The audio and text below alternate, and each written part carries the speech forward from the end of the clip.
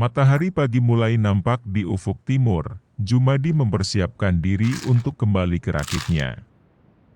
Setelah memakan beberapa wortel sebagai sarapannya, ia lalu mengamati sekitar. Hiu itu terus-terusan mengintai dan sesekali mengepakkan ekornya membuat cipratan air di permukaan. Jumadi yang sedari tadi telah menyadari pergerakan hiu itu, dia langsung beralih ke arah tenggara laut dan langsung melempar umpan terakhirnya itu. Apabila gagal maka, Jumadi tidak punya kesempatan yang kedua dan dia akan mati. Hiu itu menghampiri dan langsung menerkam umpan yang dilempar Jumadi.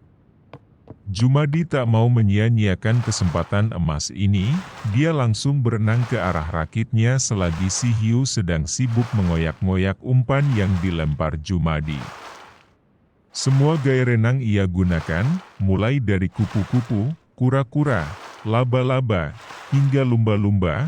Pokoknya sebisa mungkin Jumadi harus tiba di rakitnya sebelum si hiu ganas itu menyadari keberadaannya di dalam air.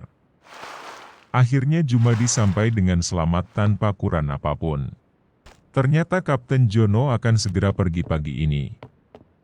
Ia meminta beberapa material ke Jumadi agar dirinya bisa membawakan Jumadi benda-benda yang mungkin Jumadi butuhkan ke depannya. Karena kasihan, Jumadi pun segera mengambil beberapa material yang dia punya, lalu memberikannya kepada Kapten Jono. Ia merasa seperti berbagi kepada lansia, lumayan nambah pahala, pikirnya.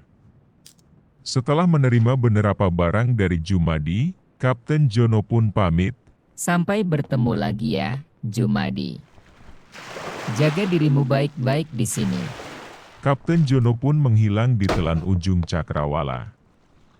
Jumadi kemudian bergegas menarik kembali jangkarnya dan membiarkan rakitnya kembali berlayar mengikuti arus air laut. Perlahan-lahan jarak antara rakitnya dengan rakit bajak laut mulai menjauh, itu bertanda bahwa jangkar telah diangkat dan kini dia kembali hanyut terbawa arus laut. Jumadi pun kembali untuk memulai melanjutkan pekerjaannya yang sedari kemarin tertunda karena kehadiran rakit bajak laut dan juga rakit tronton milik Kapten Jono. Jumadi lalu menimba air untuk menyirami benih yang kemarin dia tanam.